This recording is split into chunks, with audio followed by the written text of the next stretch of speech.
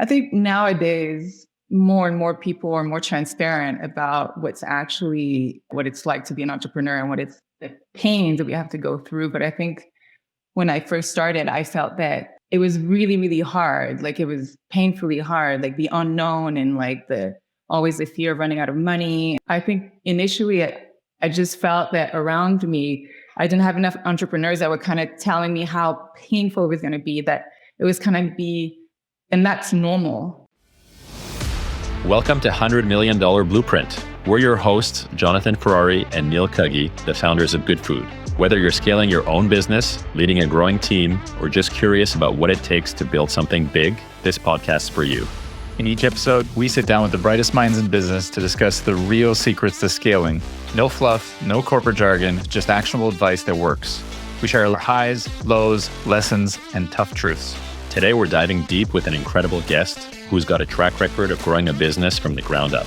So grab a coffee, sit back, and get ready to take some notes. This is $100 Million Blueprint. All right, welcome to the $100 Million Blueprint, the podcast where we uncover the strategies elite businesses use to scale without losing what makes them special. Today, we're diving into the raw, unfiltered realities behind scaling a purpose-driven brand and what it really takes to grow without compromising who you are. Our guest is Genevieve Brousseau Provencher, co-founder and CEO of Doze Juice.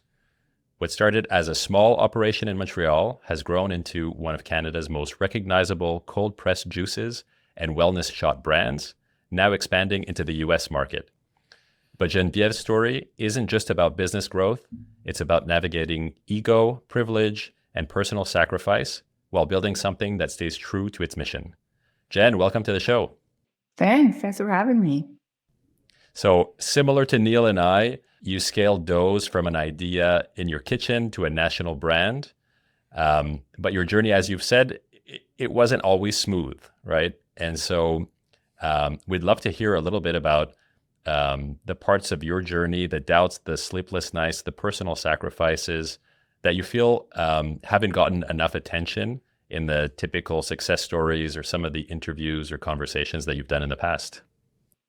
Yeah, I mean, you know what it's like, but I think nowadays more and more people are more transparent about what it's like to be an entrepreneur and what it's like, the pains that we have to go through. But I think when I first started, I felt that it was really, really hard. Like it was painfully hard, like the unknown and like always the fear of running out of money, and then seeing your friends, like, you know, following a career and then growing the career, and then you like being like, maybe I'm just gonna be broke in a few years, or maybe I will be, you know, behind and we'll have to start back at a very intro level in my mid 30s, you know, like there's like different scenarios that goes into your head that makes it very difficult. And I think initially I just felt that around me, I didn't have enough entrepreneurs that were kind of telling me how painful it was going to be, that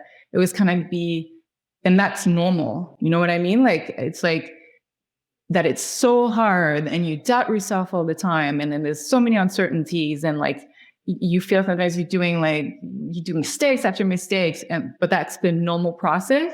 And I think for a while, I thought that if it was so hard, it was maybe because I was doing it wrong. And I just felt that everybody else around me, when I was looking at, like, you know, if you read LinkedIn or whatever other entrepreneurs that come to mind, and then you're like, I feel like these guys have it together, or it seems like they know what they're doing, and like they seem very sure of themselves when they make decisions. And I'm just like, you know, have anxiety, and then like I have sometimes paralysis, and like all those things that you have to go through. But then as now it's, you know, we started in 2013, so we're in year 12. So it's been a while. So now I know that that's actually just the norm, like pain and, you know, stress and fear, all those things are extremely normal. And I don't think that they go away, but you learn how to work with them. And then you learn I think you learn a lot about yourself being an entrepreneur. I think that's the other journey that iron bars, like you think you're building a business and you're extremely focused on that. But then you realize at some point that you're also building yourself, and that's as important. And then it's like you're just both are kind of like growing at the same time. And that's I think the beauty of entrepreneurship. It's not always, talked about. But I think once you realize that, then it just doesn't make the journey easier, but I think it's mentally more like, okay, like if I'm feeling pain, it's a good thing. It's because I am growing. I'm doing something hard or I'm doing something new. So yet you're embracing it versus before like, what am I doing wrong? What's wrong with me? Maybe I'm not cut out for this. Like maybe I should just read more books or speak to more people, all those things, right? Doubts. So I think that's like the part that, I've realized, and I think the more we talk about it, then the more whoever is hearing this and they feel the same pain. Maybe like, oh, okay, I'm not that crazy. I'm not me. Like it's just normal. Like I don't know if you guys like felt the same way when you guys were starting. Like from the outside, you guys looked at you always had it figured out, and like there was the plan and like all these things, but.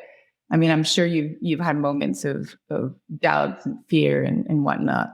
It's like Instagram entrepreneurship, right? You're always looking at the perfection that someone else is putting up in their post versus actually seeing all the hard work and blood, sweat, and tears and whatever it is, the pain that they had to go through to get there. So we feel that a lot as well. Could you share maybe with the audience some of those specific experience that you maybe put on that face, but behind the scenes you were not totally sure of the decision, or you were going through a sleepless night or anything like that kind of coming up to it?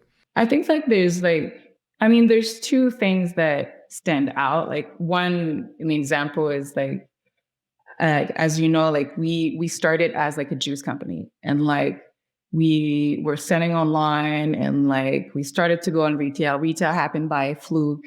And then we grow into that. So we're just kind of following the customer. And then at some point around 2018, 2019, customers were starting to ask us about ginger shots. And then I was myself happened to have been in I was 3 years in of like no coffee, like just completely trying to change my morning routine. And I was drinking it, and they were like, oh, shoot. And it was really like we weren't thinking about the shots category at all. And it was just like, like customers like were asking about it, and there's more than one. So usually when there's like more than one, we start to, notice. And then we had someone that was working with us, and we're like, kid, let's just do that recipe. Let's just wing it. Let's just try. And then we didn't really have time to even do like a label, because I think our graphic designer was already swamped for other projects, because it was clearly not a priority back then. So we just had someone else. So, but without realizing, we were doing a minimal viable product. So like we just took someone to do like a freelance, like a very like minimal label. And then we just launched it online on our website, because that's where we're getting requests. And then it just suddenly was just going up the ranks of products. And that thing that even the label didn't even look unified with the rest of our products, like that thing that we weren't even spending money advertising at all. And it was just like going up. And we're like, oh, that looks interesting. And then it just started to grow. And then we're like, okay, like maybe just let's put a little bit more money like behind it. And then let's, unify with our brand and see where it goes. And then the next thing you know, like now we're a shut company, like, and that's not, it wasn't planned at all. Like we had no idea that, I didn't know at all that today, like my company would be primarily a shut company, and then the juice would be pretty much, an afterthought. And that our name, Doze, would be extremely fitting for a shot. Because when we even created Doze, it was for a juice brand. And then so all those little things now start to make sense. And then we happen to also be extremely good at making small format. And that was just another thing that happened. And we had hired, I think at the same time, probably like 2019, the same time we're just like doing the MVP of the shot, we'd hire a new director of operation that was an aerospace engineer. But then when the pandemic happened, all the aerospace company, they decreased their like they did layoffs and all these things. So he came, and he's extremely good at optimization, and he happened to be very good at optimizing the shop production. So just all those things just like aligned, and then just put us at the beginning of the wave of the trend that now we know of shops. So like that was completely unplanned, just happened to be there and like listen. Like now you'd be like, oh yeah, but like you listen to consumer, which is what they tell you to do. And then like you did in minimal viable products. But sometimes I think when you try to create those moments, you overthink them and then you kind of get in the way. But I think sometimes the best decisions, it's when you actually just you let it be, don't overthink it, and just actually try and get, just let's start a mode system of like not putting too much pressure on the projects, of trying and seeing and follow it where it leads. And then it just naturally can become something. Cause I feel sometimes being like, I want this to work. It's easy to be like, want it to be perfect or overthink it. And then you just, creating something, putting more energy in the before than the after, when you actually have to put the energy when there's motion, not before motion.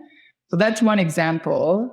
And then the other thing I think of like a behind the scene that like, I don't think people see it. And I don't necessarily think that people close to me ever realize of how much pressure and how close sometimes we came to closing the company. And there's a moment, like it happened a couple of times where you become close and you don't know. And then the timing of the raising the cash, is it going to be even in your account, even if you have a meeting and they say like, oh yes, I'm interested in it. But for me now, you've learned like there's a time frame between yes and then actually cash in the bank. And then sometimes those are very stressful times. But there's a moment, like I think I was 6 months pregnant, and it was our first. And we were raising capital, and then we were deep into it, but nothing was still sure. There's no, like, we were negotiating still. So no signed papers yet, and still no money in the bank. And we were pushing, like trying to like arrange cash flow, and it's extremely stressful. And I remember at some point we're like, we weren't agreeing in negotiation. And I just remember thinking and asking Raf, like 6 months pregnant, and Raf, my partner, just the question of like, how much personal guarantees do we have again for like everything else that we've raised? And then just making the calculation, be like, I'm 6 months pregnant. And then maybe the thing that I have been working for like 6 years then or so is going to implode. And I'm going to have to pay back more money that I've made in the last few years. And I won't be able to, like, how would I start over by being 6 months pregnant or having a baby? And I remember just like holding my belly and just like crying, just out of like, it was fear. And it was like, what have I done? I could have just taken a job and like, I mean, we graduated from the same place, like finance, McGill. I could have just had a good job like everybody else that I know that, and I would probably not be in the apartment. I would be in the house or something, you know what I mean? Like, what have I done? And so that was intense. And I don't know if like knowing what I know now, and sometimes I talk about it with Raf, I'm like, would we do it again? Like the last 12 years, like all this crazy risk and pain and crying and like uncertainty and what the hell have we done? Would we do it again knowing what we know now? And sometimes just like, I don't know. Like it's that painful. And it's like, that's the thing, it's hard to describe. It's like, it really comes like whatever I think projects that entrepreneurs do, it really does come from our gut. It's like everything we have emotionally and financially and energy, it just really is there on the table. For sure. And thanks for sharing those stories. Those are great examples, and definitely I can feel the emotion from those two lows and ultimately ended up being highs after, I would imagine. You mentioned RAF briefly there. I think it's great. John and I spent a lot of time talking through these highs and lows together and leaning on each other and our advisors as well over the past 10 years for Goodfood. Are there other people in your life that you guys kind of lean on in these tough moments, or is it really between the two of you, you're really kind of locking down and going through it together? In the hardest moment, I think this, and you can tell me if it was the same experience, but I just feel that no one else but Raf could truly understand what was going on and like how hard or how stressful it is. Like for a period, like it was even hard for me to describe what I was doing. Like I even gave me anxiety when people were like, so like, what do you do? Like, like, I just felt like sometimes it's like, because it's funny because I'm like, I make juice, and be like, people are like, what? And like till this day, sometimes I'm like, what do I say? I'm like, is it easier to say you're a shot company? Yeah, I don't know. So I'm like, maybe I just say I'm a beverage manufacturer, So sometimes I say this, but even then, so like it's always been awkward sometimes to like, even small talk conversation, what do you do? And then after that, even your close friends, like when they say, oh, how's it going? Sometimes it's like, it's not going well. It's like it's bad. And like, but you can't just start vomit. And even if you start vomiting information, again, I don't think they will get it. Like, I don't know. It's like explaining to someone like birthing, like giving birth, what it feels like. You can try to describe it, like, unless you feel it, you can't know. So you won't take advice. Like I would never take advice from someone who never given birth to be like, oh, this is how it's going to go. Right. So the same way, like, even if someone with all their best intention, like I can be like, this is what I'm going through, is they've never been an entrepreneur, never started something.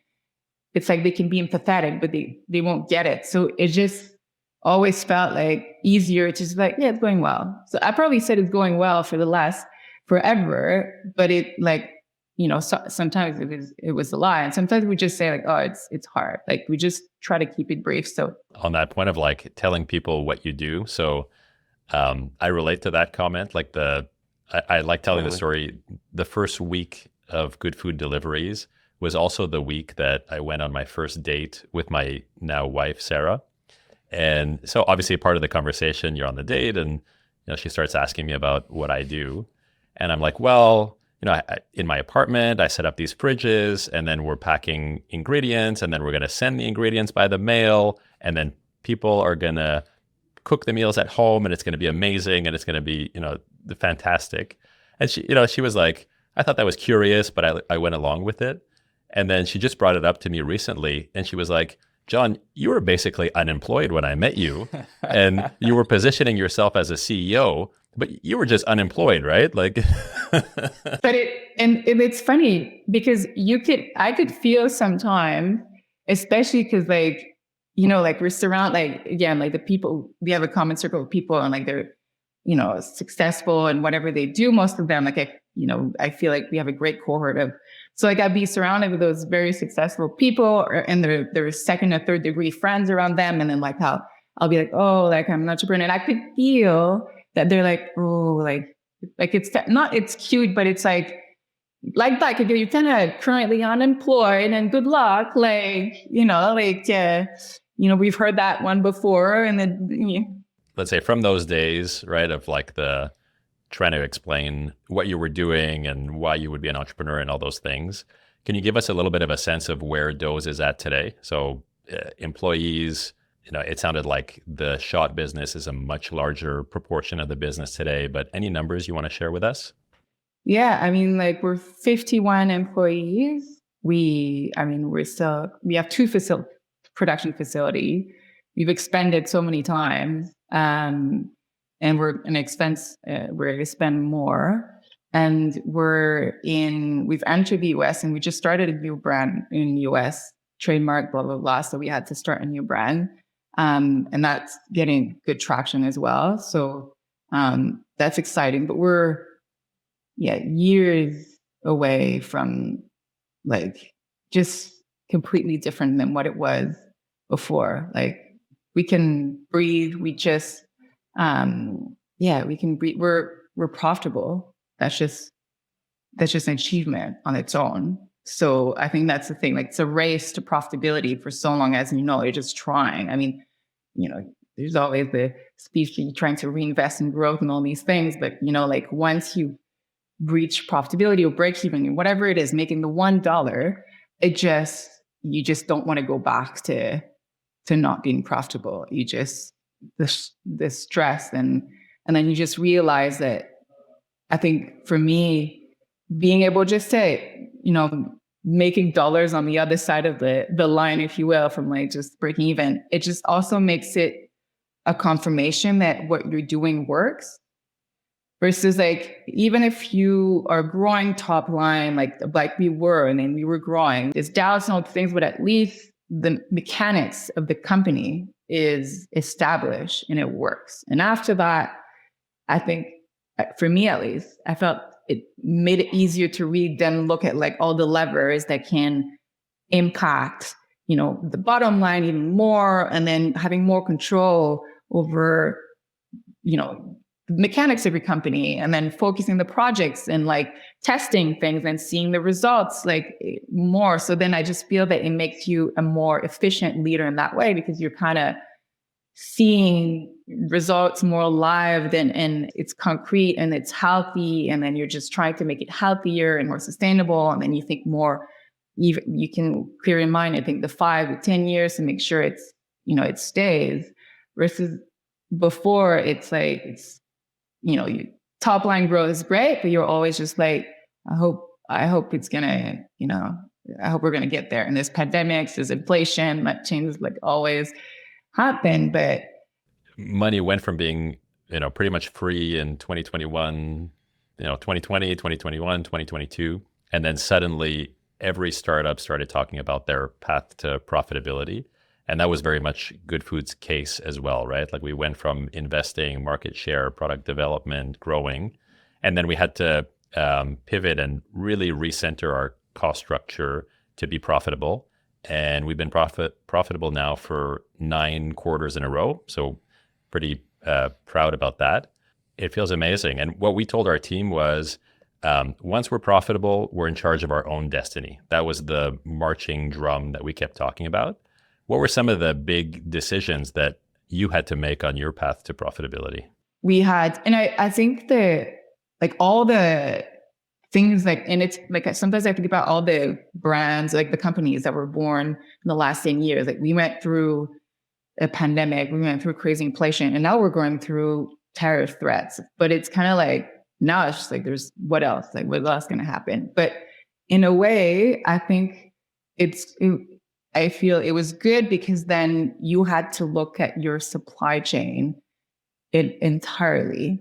And then you had to ask sometimes a difficult question, you had to negotiate. But then sometimes when you do things out of necessity, I feel you end up gaining more than what you expected, and maybe that you wouldn't have done if you didn't have to.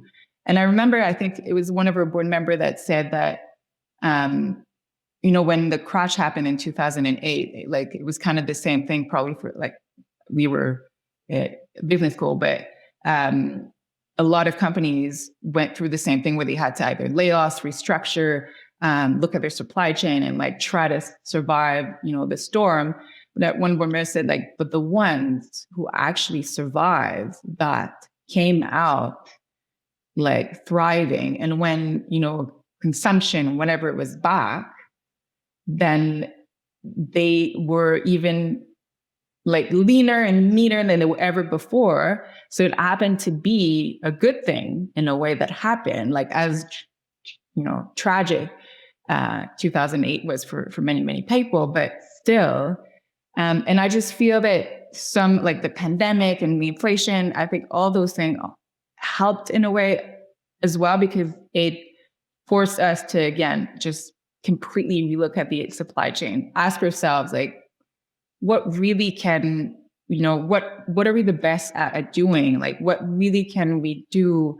What can we focus on to do less with less people and like all those things. Just go back, like there's one thing. And so it's all, I actually read the book, The One Thing, during that period. And for me, it was like super important. And then we just installed this in everyone, like whatever teams you on, you just know that your North Star, just one thing, like even like one KPI, like, so, like EBITDA margin was super important, and it really becomes something that operation was owning. And we were just giving very precise margin gain objectives. Like, and then we really went, okay, we made so many different scenarios of like, what if we cut this? What if we do this? What if we do that? Would the profit be? Like, even like some things you would be like, it feels like you're cutting an arm to do it. But then you do it and you realize, oh, it's painful at the beginning, but maybe it actually ended up being the best decision.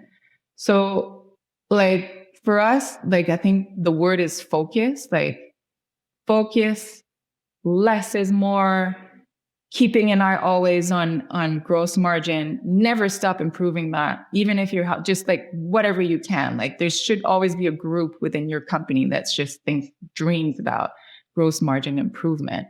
And you just keep an eye on that.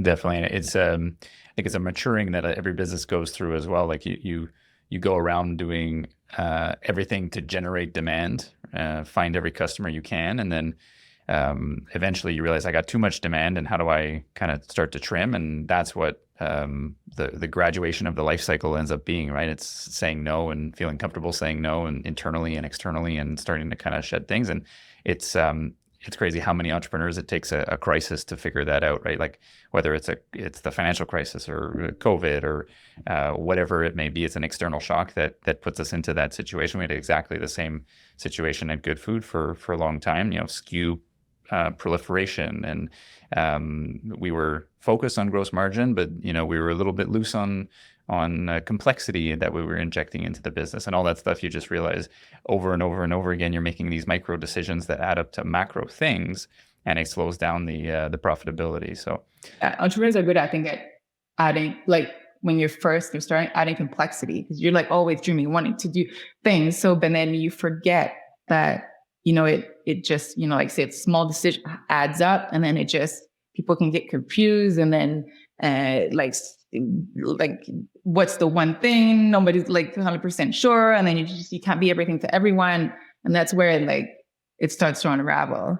And maybe just one question on your profitability plan you were talking about with regards to supply chain decisions. How did you guys think about balancing the customer value that you were delivering versus some of those supply chain decisions? Was there trade-offs that you needed to make, or you were trying to be kind of positive to the customer, but accretive to the gross margin of the business at the same time? And how did you guys think about making those calls?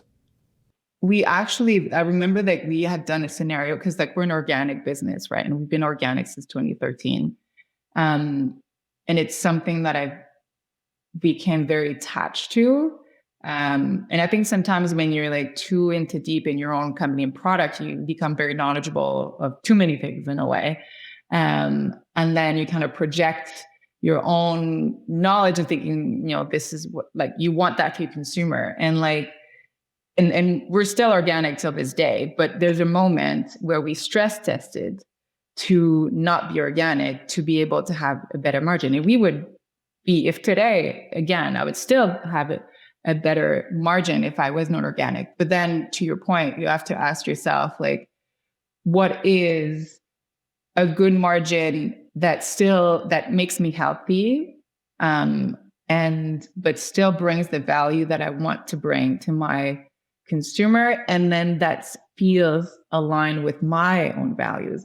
There's people, and like there's different kinds of entrepreneurs. Like I'm sure some don't necessarily mind about if the product is aligned with their values or whatever. But in our case, like I want to fight as long as I can to keep the best, to bring the best ingredients and the best product that I can to my consumers. So we had a scenario that if we had to, we were gonna have to drop that certification, and I was the last one.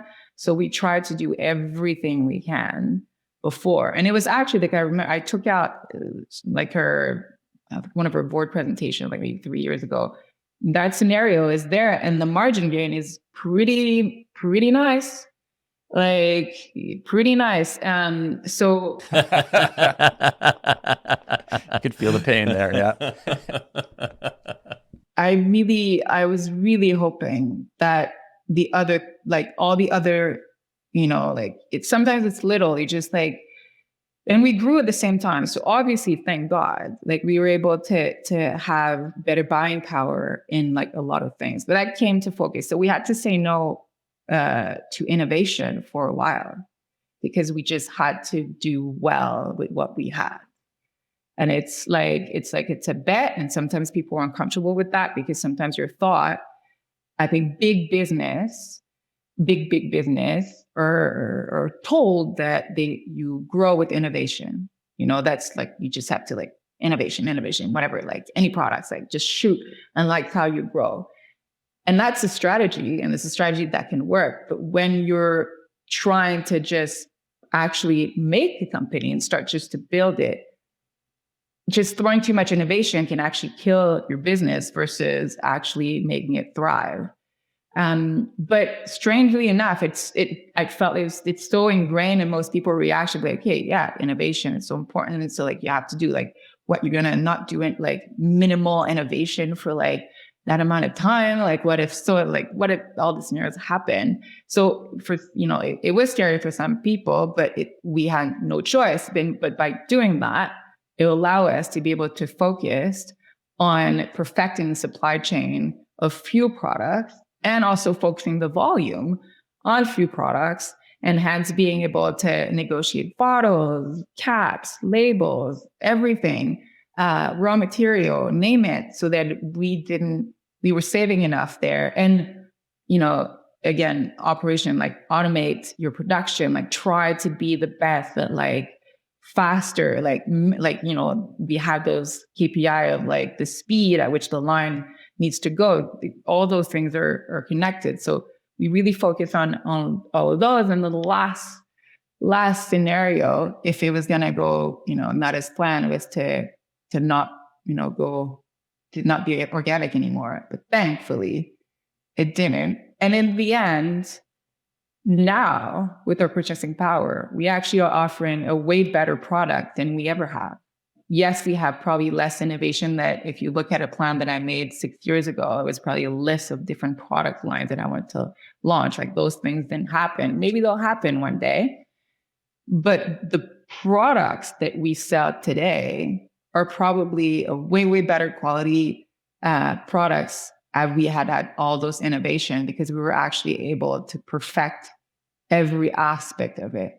And now it has become, and like we're going back to like, it's not like we planned all of this, but it kind of just naturally, it seems like we have, it naturally happened, but now it has become our market positioning. Like we say things like, if it's strong, it's Doze, because now we're able to actually go to Peru ourselves. We picked like Raf, like we call him the ginger sommelier, because he just, and it's funny because sometimes we make like product tests, and then sometimes they try to trick us by not telling us the ingredients. And then like, you have to guess it. Did you add like this into that?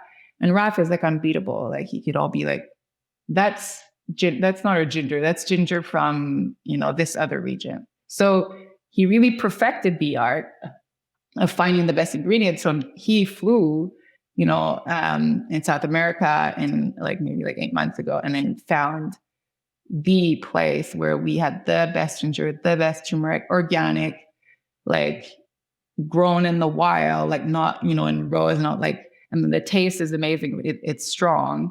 And it's the best quality we've ever had. And you see it now in the color of our shot. You see it. Customers, I see it. Hopefully they notice as well. But then if it's strong, it's Doze. It's a marketing angle that we're putting, because it's true.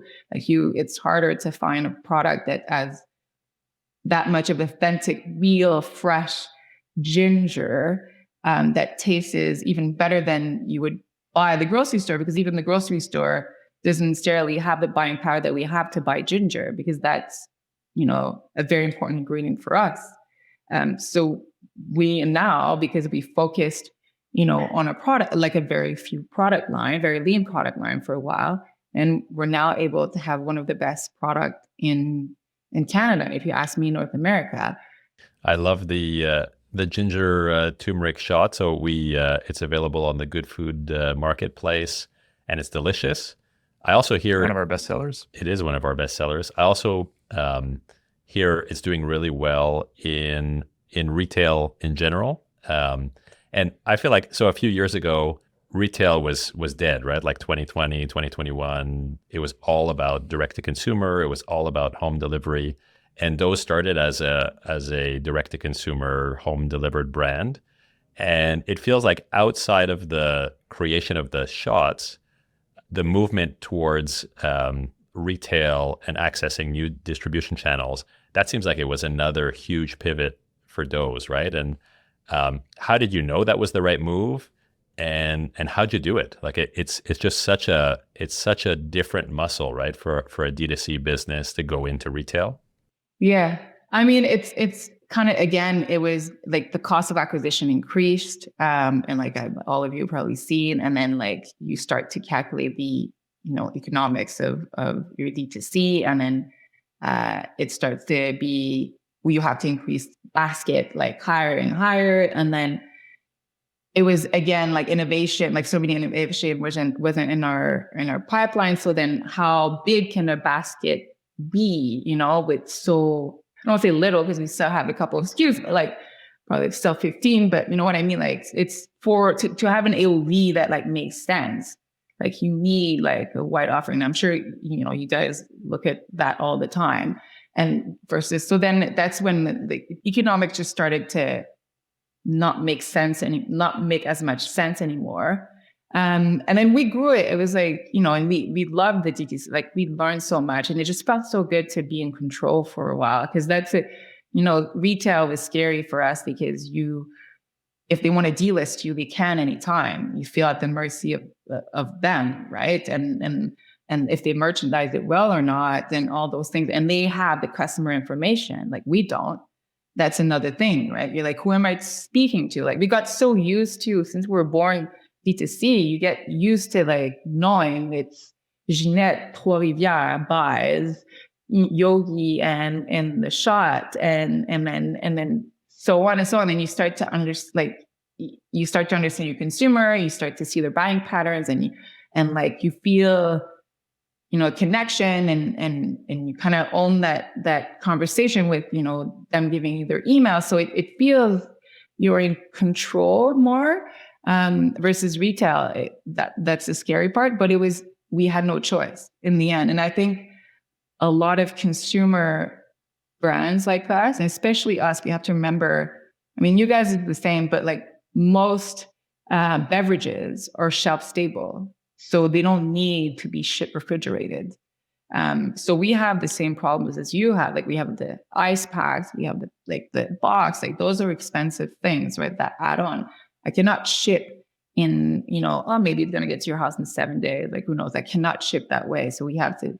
So you add all those things. And then there's a certain point you realize like D2C for a fresh beverage, like it's great, but it's not going to grow to $100 million business.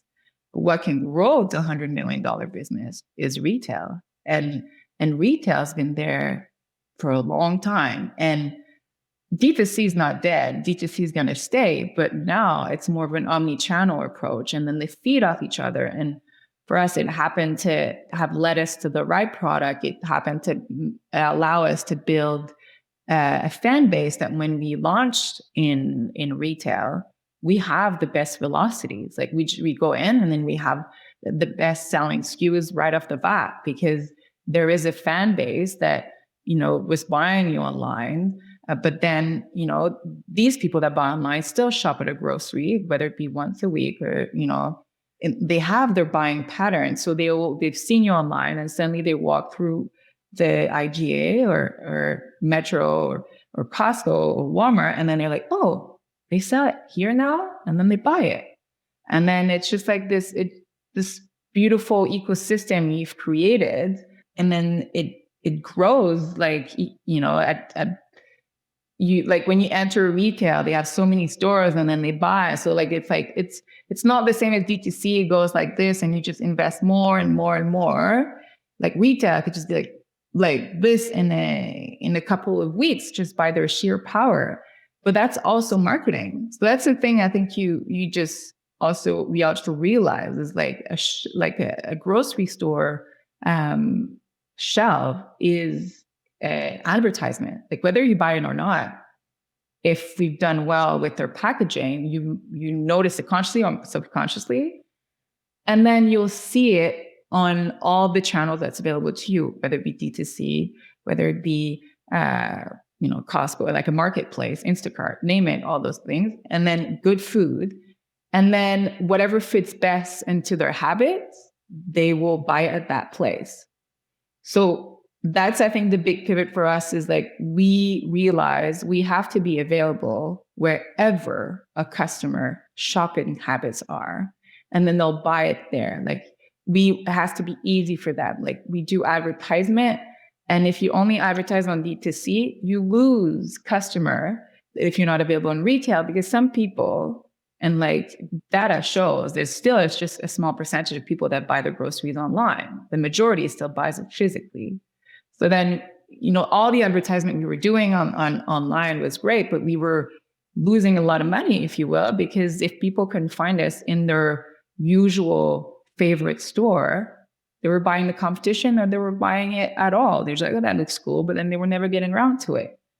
So then as soon as we just realized that we needed to really like merge the two, that's also another time that we grew even faster. And I think that's also a lot of CPG realized the same thing, like how important retail is.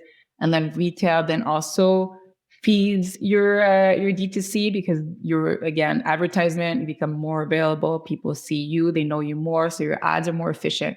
So it's like this like ecosystem that, works well together and helps the company grow and bring it to the next stages. Thank you for listening to part 1 of this conversation with Genevieve Brousseau Provencher, co-founder and CEO of Doze Juice. If you enjoyed listening to the first part of this conversation, we have a part 2 of this conversation with Genevieve coming out soon. Please follow the $100 Million Blueprint podcast to stay tuned to part 2 for when it drops, as well as engaging in future conversations with incredible entrepreneurs building their businesses at scale. For now, keep pushing forward, and we'll see you next time on $100 Million Blueprint. That's all for today's episode of $100 Million Blueprint. Thanks so much for tuning in. If you enjoyed today's conversation, be sure to subscribe, rate, and leave a review. It really helps us spread the word to other entrepreneurs and business leaders who need to hear these stories. Want more behind-the-scenes insights, exclusive content, or have a business question you want answered? Connect with us on LinkedIn to find out more. Also, don't forget to subscribe and follow $100 Million Blueprint, and to share this episode with your network if you found it valuable, because we're all about growing together. Remember, building a business is tough, but with the right blueprint, you can scale authentically and sustainably. Thanks again for listening. Keep pushing forward, and we'll see you next time on $100 Million Blueprint.